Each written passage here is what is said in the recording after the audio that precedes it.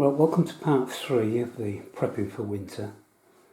We've covered heating and light and cooking, but now we need to know what am I going to collect to cook over that period should the brown smelly stuff hit that revolving blade. Well, obviously I'm going to buy stuff that suits my taste, and as I live alone I've only got myself to please. Obviously for you need to get maybe a more varied selection. But I thought if we just looked at the staple foods initially and some flavourings. Now the staple foods are such as you can see before you, like potato, rice, pasta, macaroni, spaghetti and noodles. Now on their own, the staples, they're the stuff what fills your belly. And obviously you would need to put some sort of other ingredients with them, and some flavourings, otherwise it would be pretty damn bland, especially the rice, the macaroni, the pasta and spaghetti. Some of the, for instance, some of these packet type things, they have got flavouring, so that's not so bad. Stuff like noodles, they have got some flavour in them. This mash, it's brilliant. It's for those of you in Britain who remember the old Smash. Remember the Smash back in the 70s with the laughing robots in the spacecraft? Well, this is a few steps up above from that. What we were served up back then. This is absolutely beautiful, and I can highly recommend this. Idaho, and if you can see it in the shops as they stock it, I imagine most of the others do. It comes from the States. Idaho is the potato state. Well, it says there, look, from America's potato state. If you get your hands on some of this, bloody smashing, I'll tell you, worth buying. So some things do have a little bit of taste, but we need to add more flavours. So if I just move across a bit.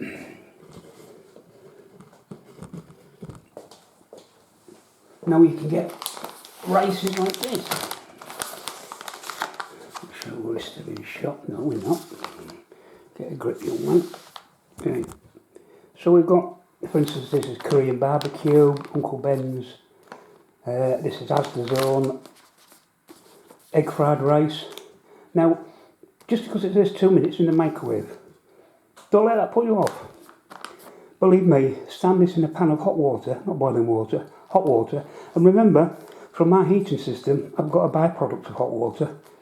Stand it in there 5-10 minutes, it's done. You're not cooking it, it's already cooked. All you're doing is reheating it to bring it up to a temperature where it's good to eat. So don't discount microwave things like this, because you can still use them. So you've got more, so now we've got a bit more flavour to go at. Those mashes I was telling you about, the Idahoan, there's other flavours like this cheddar cheese, butter and herb, bacon and cheese, roasted garlic. All this is just in the mash before you even add any other ingredients. Of course, the good old staple of stock cubes. Now, Oxo's pretty much one of the... Now, this is a meat-free one. Now, I wouldn't normally have bought that. I bought this by accident. But, as this video is not just for carnivores like me, it's also for vegetarians. So, for instance, a vegetarian could use a beef flavour. I don't know how they quite make beef flavour when it's vegetarian, but there must be some way of doing it, meat-free. So they could still make a reasonable tasting dish with these cubes, and also there's others. I mean, this is a chicken one, chicken Oxos. They're just little cubes. You break them up into your food, but they add a lot of flavour. And of course, you've got this big boy Bisto. I would add this to things like if I was doing a Sunday roast and stuff like that, or a stew to thicken the stew up. You can use flour, corn flour, but this. It's got the rich beef. Oh, get my teeth back in. It's got the rich beef gravy taste. So, and it thickens up as well. It's lovely. Also, I have a tin here, it's an old Ravita tin. And what I keep in here is various packets of flavouring, because that's what it is, it's flavouring. It just says just add one this. Yeah, if you're going to make that meal, but if we're just talking about adding flavouring, you just put this in your pot, in your pan. So I've got some more here, what we've got in here. Some spaghetti carbonara and various other things. Let's open one of these up and just have a quick look to show you what we're talking about. So I've got a cheddar cheese sauce, loaded fries, southern fried. We've got all sorts in here. Spaghetti bolognese, lasagna, Italian herb chicken, Cajun chicken and rice. These are all flavourings. And I've got, as I said, I've got another bag full there as well.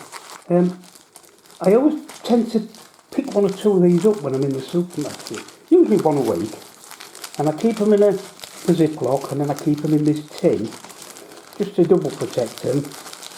And don't worry about sell-by dates or stuff like this, because this stuff will actually last forever. So, and you're using it as a flavouring, remember, because the staples, although they'll fill your belly, pretty damn boring and flavourless. Other things, of course, you can use the good old favourite of tomato puree, and I found this chili pepper spicy puree.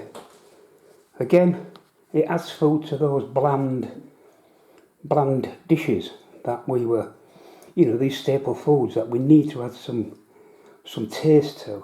Let's move that out of the way. Other things you can buy are these pasta and sauce things. Again, you just add hot water. We've got our source of hot water on a heater. They're a nice little snack, and you can add them to something else to boost up a meal. They're not too expensive, and they're very tasty. And there's loads and loads of different flavours. To add to the flavours, you're going to need, I've got already shown you them. That's my tin for the cubes and the stock pots. But you're going to need some herbs and spices. Now, I just keep them in these tins just for ease. But a selection of stuff you're going to want, I've got ground white pepper, sage, ginger, mixed herbs, jalapenos, Italian herbs, you name it, they're in there. I've got another one below it. Same sort of stuff. This one's got black pepper in it, some table salt, ginger, chili cayenne, black peppers, more black pepper, garlic, paprika, cayenne, and I've got others which I've got in another area. All these things, herbs and spices, just enhance the flavour of whatever it is. You're not really cooking it, you're just basically warming it up. And it enhances all those things. You really do need flavour to go with those basic staples, because they will be so bland and boring without any types of flavouring. So this is the type of thing I'm collecting in that region. So even with just the basics, without adding any vegetables, meats, fish or anything, no tin stuff, just this basic stuff. Now this would keep you going for quite a long time. Not be the most healthiest of options, but with your staples, adding some flavours to it, it would fill your belly, and it would at least make it tasty. Now, how long you could survive on something like that is debatable. You'd obviously eventually, if you're a carnivore like I am, you're going to want some sort of meat and fish and cheese and all them sort of things at some point, and definitely vegetables, preferably fresh vegetables and fruit. But we might have to exist on canned for a certain amount of time. But that's what we have to do. That's what we'll have to do. So that's just a few ideas from me and what I've got in my little store. Of course, you'll have different ideas and what you maybe collect different herbs and spices. You get what suits you, what appeals to your taste, and that's perfectly fine. This is just a guide that what I'm going to use. So I'll stop this video here, and the next part we'll look at some canned foods, probably veg, and probably some meat and fish cans, and show you what I've collected and the way I store them and how I plan to use them. Basically that's it. It's, as I say, it's not a prepper pantry what's going to last me 6 years. I've probably got enough food to last me a month, 6 weeks if I really rationed it out and pushed it out.